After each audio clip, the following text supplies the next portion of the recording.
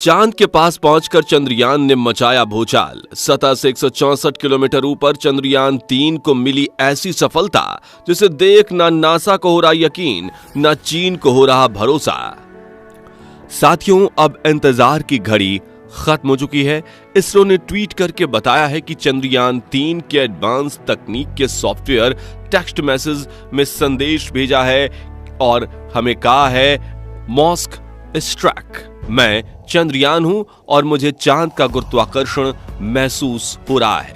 भारत ने ऐसा खेल कर दिया है जिसे देख नासा छोड़िए चीन और रूस के भी होश उड़ गए हैं। जी हां, इसरो ने फाइनली चंद्रयान 3 को चांद की ऑर्बिट में धकेल दिया है और जिस तरह चांद ने बड़े ही प्यार से इसे अपनी ग्रेविटी में पकड़ा है, वो देखकर दुनिया के सभी वैज्ञानिक यही मान रहे हैं कि चांद अपनी बाहें खोलकर बड़े दिल से चंद्रयान 3 का स्वागत कर रहा है और भारत जल्द ही चांद पर जीत हासिल कर लेगा। लेकिन चांद की ग्रेविटी ने इसे कैसे पकड़ा, जो देख चीन भी बौखला उठा। और अब मिशन के अगले पड़ाव पर क्या होने वाला है बताएंगे आपको। साथ ही ये भी बताएंगे कि चंद्रयान 3 पर सोने की परत क्यों चढ़ाई गई है, तो वीडियो को अंत तक जरूर देखिए। दोस्तों, चांद की कक्षा में अपने स्पेसक्राफ्ट को भेजने के लिए शुरुआती दिनों में नासा और रूस भी कई बार फेल हो चुके हैं और जापान भी हाल ही में फेल हो चुका है। लेकिन इसरो एक ही झटके में चंद्रयान 3 को चांद की कक्षा में एंट्री दिलवा चुका है। दरअसल 1 अगस्त के दिन इसरो ने चंद्रयान 3 को पृथ्वी की गुरुत्वाकर्षण सीमा से बाहर धकेलकर चांद की तरफ जाने वाले लंबे स्पेस हाईवे पर भेज दिया था, जहां पूरे 40,400 किलोमीटर प्रति सेकंड की रफ्तार से चंद्रयान 3 ने बिना रुके 5 दिन तक सफर किया। और 5 अगस्त के दिन इसरो के वैज्ञानिक जो बेंगलुरु हेडक्वार्टर में बैठे थे, उनकी सांसें थमी हुई थीं, क्योंकि इसी दिन शाम 7 बजे लूनर ऑर्बिट इंसर्शन के पड़ाव को अंजाम देना है। आपको बता दें कि किसी भी सेलेस्टियल ऑब्जेक्ट की ग्रेविटी को पकड़कर उसकी ऑर्बिट में घुसना किसी भी स्पेस मिशन का सबसे मुश्किल पड़ाव होता है। और चंद्रमा के केस में अगर हमारा चंद्रयान 3 सही रफ्तार से सही एंगल पकड़कर ऑर्बिट में घुसने से चूक जाता तो चंद्रमा की ग्रेविटी से डीप स्पेस में कहीं दूर धकेल देती, जिससे ये मिशन पूरी तरह से फ्लॉप हो जाता। और इसी वजह से पूरा देश चंद्रयान 3 की सफलता के लिए दुआएं कर रहा था। मगर इसरो के वैज्ञानिक बड़े शातिर हैं और उन्होंने चंद्रयान 3 के ऑन बोर्ड कंप्यूटर में एक ऐसी तकनीक फिट की थी जिससे इस ऑर्बिट इंसर्शन की प्रक्रिया के फेल होने की कोई गुंजाइश ही नहीं थी। जी हां दोस्तों, जैसे ही चंद्रयान चांद की ऑर्बिट के पास पहुंचा, पिन पॉइंट लोकेशन पर यान पर लगे थ्रस्टर्स को ऑन करके विपरीत दिशा में प्रेशर दिया गया, जिससे इसकी रफ्तार 40,000 किलोमीटर से घटकर 3600 किलोमीटर प्रति घंटा तक लाई गई। इस रफ्तार को कम करने के लिए इसरो के वैज्ञानिकों ने यान के थ्रस्टर्स को करीब 20 मिनट तक चालू किया। इसके बाद इसरो के बेंगलुरु हेडक्वार्टर में मौजूद मिशन ऑपरेशन कॉम्प्लेक्स के वैज्ञानिकों ने ऑर्बिट के पेरिलियन पॉइंट पर इसमें रेट्रो बर्निंग का कमांड दिया। पेरिलियन पॉइंट वो जगह होती है जहां पर चांद की कक्षा से हमारा चंद्रयान सतह के बेहद करीब होता है। वहीं रेट्रो बर्निंग के दौरान इसके थ्रस्टर्स को विपरीत दिशा में चलाकर इसकी रफ्तार कम कर दी गई। फिर यह धीरे धीरे चांद की कक्षा में प्रवेश करने के लिए आगे बढ़ता रहा और एक पॉइंट पर चांद की ग्रेविटी ने इसे पकड़कर अपनी कक्षा में स्थापित कर दिया, जो कि 164 किलोमीटर इंटू 18,074 किलोमीटर की कक्षा है। बता दें कि इसरो ने यह पूरा खेल सिर्फ 30 मिनट के अंदर ही किया, जिसे देखकर भारत के दुश्मन देश चीन और पाकिस्तान के तो पैरों तले जमीन ही खसक गई है। दोस्तों, चांद की ग्रेविटी में एंटर होने के बाद चंद्रयान 3 ने चांद की पहली कक्षा में चक्कर लगाना शुरू किया और इसके अंदर लगे ऑनबोर्ड कंप्यूटर ने इसरो के हेडक्वार्टर को सबसे पहला मैसेज किया, जिसे सुनकर आपकी आंखों में भी खुशी के आंसू आ जाएंगे। जी हां, इसरो ने ट्वीट करके बताया है कि मैसेज में चंद्रयान 3 ने कहा, मॉस्क स्ट्रैक, मैं चंद्रयान हूं और मुझे चांद का गुरुत्वाकर्षण महसूस हो रहा है।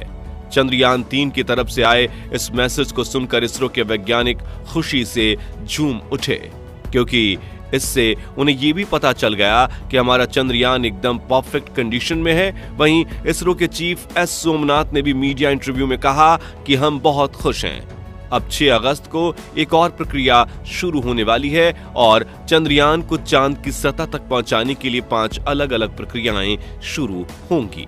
दोस्तों, मिशन के इस पड़ाव के बारे में बात करें तो चांद की सतह पर पैर रखने से पहले इसे 5 अलग अलग प्रोसेस से गुजरना पड़ेगा, जिसमें इसके इंजन फायर करके मैन्यूवरिंग की जाएगी। लेकिन इस मैन्यूवरिंग से इसका कक्षा बढ़ाने के बजाय इसकी कक्षा घटाई जाएगी, जिससे ये चांद के बेहद करीब पहुंच जाए, जिसके लिए पहली मैन्यूवरिंग 6 अगस्त के दिन रात में 11 बजे की गई थी। और आपको बता दें कि इसरो ने चंद्रयान 3 मिशन के इस पड़ाव को भी पार कर लिया है और अब चंद्रयान 3 चांद के दूसरी ऑर्बिट में चक्कर काट रहा है।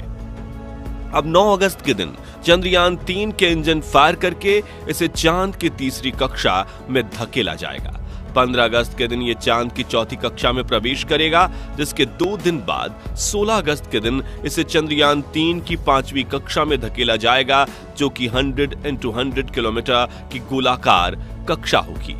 इसी कक्षा में चंद्रयान 3 के propulsion मॉड्यूल और लैंडर मॉड्यूल को अलग किया जाएगा, जिसके बाद propulsion मॉड्यूल का सफर यहीं खत्म हो जाएगा, क्योंकि यहीं उसकी मंजिल है। यानी कि propulsion मॉड्यूल इसी कक्षा में चांद की परिक्रमा करता रहेगा और लैंडर मॉड्यूल अकेले चांद पर जीत हासिल करने के लिए सतह की तरफ बढ़ेगा। फिर 20 अगस्त के दिन एक बड़ा धमाका किया जाएगा। जी हां, इस दिन मिशन के सेकेंड लास्ट स्टेज में चंद्रयान 3 के लैंडर की डी ऑर्बिटिंग की जाएगी, यानी कि इसके इंजन को फायर करके इसकी कक्षा को 100 × 30 किलोमीटर किया जाएगा। इसके बाद आएगा 23 अगस्त का दिन, जिस दिन इस मिशन का फाइनल स्टेज शुरू होगा, जिसमें चंद्रयान 3 के विक्रम लैंडर को चांद की सतह पर सॉफ्ट लैंडिंग करवाई जाएगी। चलिए दोस्तों, अब जानते हैं कि चंद्रयान 3 पर सोने की परत क्यों चढ़ाई गई है और क्यों सभी स्पेसक्राफ्ट पर ऐसी सुनहरी परत चढ़ाई जाती है।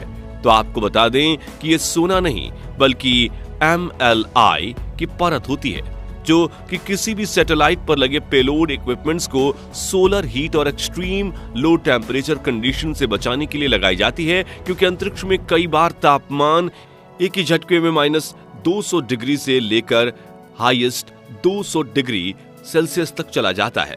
ऐसे में ये हीट या कोल्ड डायरेक्ट पेलोड से संपर्क में आ जाती हैं तो वो खराब कर सकती हैं इन्हें।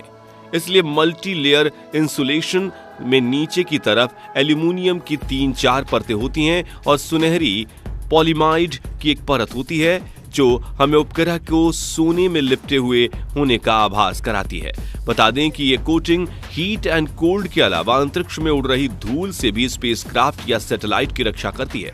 इसी तरह चंद्रयान 3 पर भी मल्टी लेयर इंसुलेशन चढ़ाया गया है। दोस्तों, भारत सरकार इस मिशन को इतना इंपॉर्टेंस दे रही है कि साल 2020 और 2021 में लॉकडाउन के दौरान जब सरकार ने कम टैक्स कलेक्शन किया था, तब भी उन्होंने इसरो के चंद्रयान 3 प्रोजेक्ट की फंडिंग रुकने नहीं दी। ये बात जानकर आपके दिमाग में सवाल आ सकता है कि आखिर ये मिशन इतना जरूरी क्यों है।